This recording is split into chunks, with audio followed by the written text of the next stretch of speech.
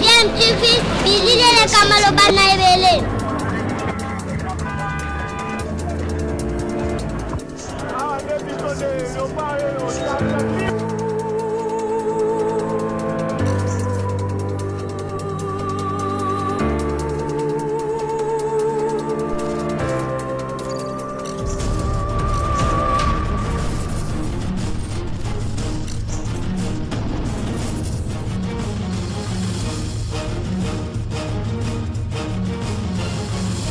DMTV toujours en avant.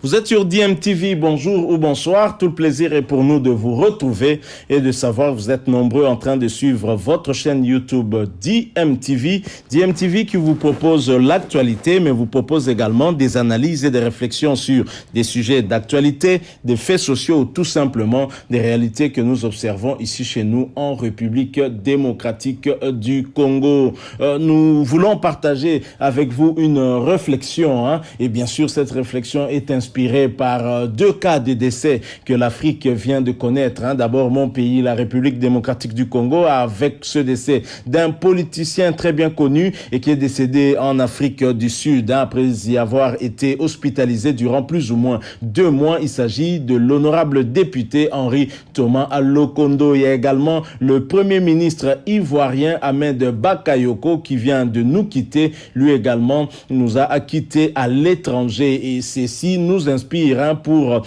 faire cette petite réflexion, pour essayer de comprendre pourquoi les dirigeants africains sont toujours soignés à l'étranger. Pourquoi préfèrent-ils se faire soigner à l'étranger, même lorsque leur cas n'est pas si grave, ils vont à l'étranger se faire soigner plutôt que de se faire soigner sur place chez eux. Est-ce que les conditions des soins de santé ne sont pas bonnes dans leur pays? C'est ce qui les pousse à aller se faire soigner à l'étranger. Mais qui doit créer justement ces meilleures conditions? C'est l'analyse que nous voulons essayer de faire en essayant un peu de parcourir cette liste des anciens dirigeants ou des dirigeants actuels qui vont se faire soigner à l'étranger en cas de moindre pépin de santé. Et ces dirigeants africains, pour la plupart, sont des millionnaires, voire même milliardaires, mais vont se faire soigner à l'étranger. Chez eux,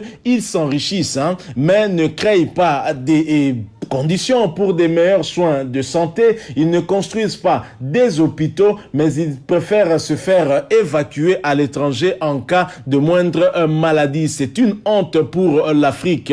En Europe occidentale, il y a abondance d'étudiants en médecine qui parfois sont recalés tout simplement parce que tous ne pourront pas avoir accès à la profession. Vous imaginez? Et ces derniers restent en tout cas chômeurs et ne savent peut-être pas exercer leur profession par manque justement des possibilités que leur donne leur pays, alors qu'ailleurs ces possibilités pourraient leur être offertes si ces pays-là avaient amélioré en tout cas des conditions pour recruter ce genre de médecins en vue d'améliorer en tout cas la qualité des soins de santé par exemple. Et donc l'Afrique, les pays africains pourraient leur offrir la possibilité de venir exercer ici chez nous, mais pour cela il faudrait également aussi créer des conditions en assurant en tout cas des meilleures infrastructures à la hauteur justement de leurs connaissances.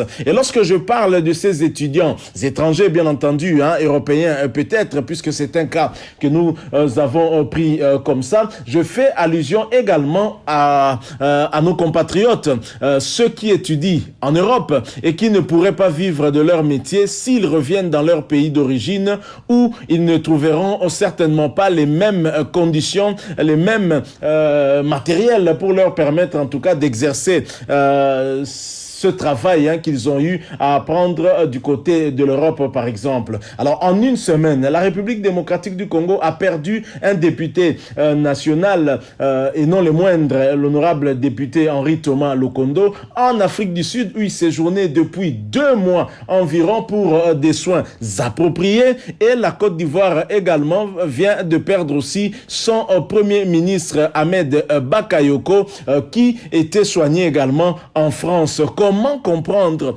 que des députés nationaux qui ont la lourde charge justement de légiférer, de créer des lois pour en vue d'améliorer certainement les conditions de leur peuple, eux-mêmes vont se faire soigner à l'étranger? Et comment expliquer qu'un premier ministre qui conduit la politique du gouvernement, qui est le chef du gouvernement, va se faire soigner en France et l'Ivoirien lambda se fera soigner où? C'est quand même triste.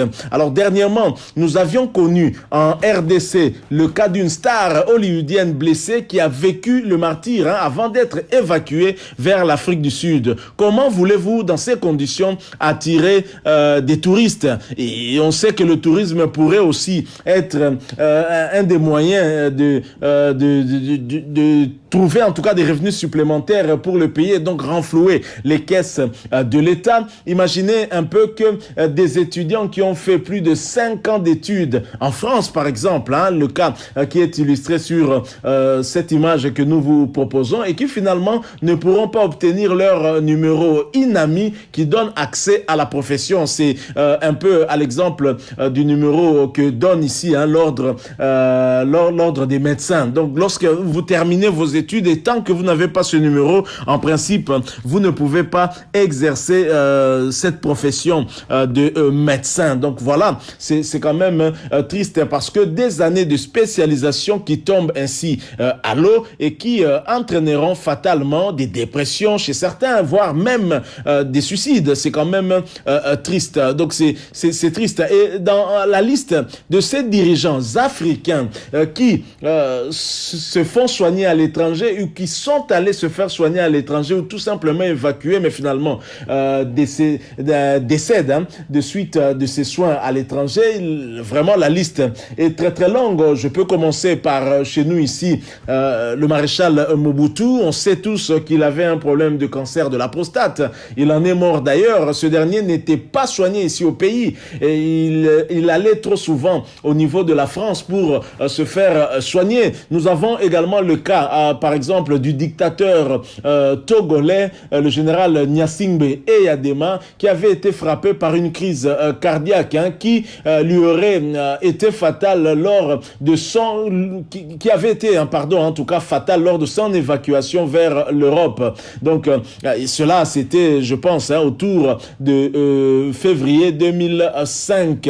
Gnassingbé Eyadema, chef de l'État, d'ailleurs remplacé à la tête de ce pays par son fils Faure Eyadema. Vous avez le cas du président mauritanien, l'ancien président mauritanien Mohamed Ould Abdel Aziz, qui avait été opéré puis évacué en France en 2012. Il y a également le président zambien Lévi Mwanawasa, qui est décédé le 19 août 2008 à l'hôpital Percy de Clamart au Hauts-de-Seine. Nous sommes là en France où il avait été transféré après avoir fait une attaque cérébrale en Égypte durant le sommet de l'UA, l'Union africaine. En 2017, le président nigérian Muhammadu Buhari s'était rendu 2 fois à Londres en Grande-Bretagne pour des soins appropriés, des soins médicaux. Et d'ailleurs, le peuple s'inquiétait puisque les Ivoiriens n'avaient même pas été informés de cette situation. Et que dire de Ali Bongo qui a été victime en tout cas d'un accident vasculaire cérébral AVC, mais il a refusé de se faire soigner en France pour des raisons politiques certainement, mais il a été plutôt vers les Émirats Arabes Unis, vers l'Arabie Saoudite pardon, pour des soins appropriés. Et d'ailleurs jusqu'à ce jour, il n'a pas repris. En tout cas, on remarque bien des séquelles de suite de cette attaque dont il a été victime. Voilà, donc là, on a cité des dirigeants, des chefs de l'État qui vont se faire soigner à l'étranger. Et quid du petit peuple? Parce que eux ont bien évidemment des moyens et des moyens colossaux qu'ils peuvent sortir pour des soins appropriés, mais le peuple qui en fait leur a donné l'impérium continue à croupir ainsi dans des conditions exécrables, et c'est vraiment triste. C'est triste de pouvoir constater tout cela et avec beaucoup de regrets. Et parfois même, hein, rien que pour des services funèbres, on a même recours à l'étranger. On l'a vu ici en 2001 lors de l'assassinat de Laurent Désiré Kabila, l'ancien président de la République démocratique du Congo. Même mort, il avait été transféré, donc son corps a été transféré au Zimbabwe. Ça signifie que même pour des services funèbres, nous n'avons pas d'infrastructure à la hauteur, hein, de ce genre de personnalité. C'est quand même triste. Une question qu'on peut se poser, nous Congolais et même Ivoiriens, Papa Wemba ou DJ Arafat n'auraient-ils peut-être pas survécu s'il y avait une compétence dans la prise en charge de leur cas? On a vu par exemple lorsque Papa Wemba fait cette crise sur le podium, hein, lors du festival à Salfo, on a vu que les secouristes avaient tenté tant bien que mal de le réanimer, mais on sentait bien que ces derniers n'étaient pas à la hauteur. Nos dirigeants ne font rien parce qu'ils savent que eux, en cas de problème, ils vont se faire soigner à l'étranger et c'est triste. Soit ils vont en Europe, certains, pour des raisons politiques, évitent maintenant d'aller en Europe. Ils vont soit en Inde, soit du côté des pays arabes, hein, Arabie Saoudite, Dubaï, hein, donc Émirats Arabes Unis, ou d'autres pays, peut-être la Malaisie. D'autres vont du côté de l'Afrique, mais en Afrique du Sud pour se faire soigner. C'est quand même triste. Imaginez la vie d'un dirigeant africain entre les mains des médecins étrangers, là où justement il y a des tensions à cause de la pénurie des places dans les hôpitaux en cette période de pandémie à Covid-19, et nos dirigeants s'en vont prendre le lit réservé aux malades du pays en question. Avec leur argent, ils peuvent s'octroyer le luxe, hein, de mobiliser plusieurs personnels médicaux, personnels soignants autour d'eux parce qu'ils ont justement beaucoup d'argent, et généralement ce sont des moyens de leur pays qu'ils prennent comme ça sans qu'on puisse leur demander des comptes. C'est quand même triste. Nous pensons que les dirigeants africains devraient commencer à travailler pour eux-mêmes. Vous imaginez des dirigeants africains, aussi bien des membres du gouvernement, le président de la République, des députés nationaux, ne construisent pas des hôpitaux dignes de ce nom, même pour eux-mêmes, alors qu'ils peuvent tomber malades, même leurs membres de famille. Donc ils comptent sur une possibilité d'être évacués à l'étranger et donc d'être pris en charge de manière adéquate, alors que les compétences ne manquent pas au pays. Il suffit de mettre ces médecins qui sont formés soit à l'étranger, même ici au pays, dans des bonnes conditions pour qu'ils puissent donner aussi un résultat optimal. Donc c'est tout simplement ça. Et le fait que les dirigeants africains aillent se faire soigner à l'étranger montre très clairement qu'il y a un problème de mauvaise gouvernance et de la mauvaise foi de la part de ces derniers. Ils savent très bien que la qualité des soins offerts ici au pays n'est pas bonne. Voilà pourquoi eux-mêmes préfèrent aller à l'étranger. C'est quand même triste. Tout en présentant nos condoléances à la famille biologique du Premier ministre ivoirien Ahmed Bakayoko ainsi qu'à tout le peuple ivoirien, et tout en présentant nos condoléances à la famille biologique du député Henri Thomas Lokondo ainsi qu'à toute la République démocratique du Congo, nous avons trouvé utile quand même de partager avec vous cette réflexion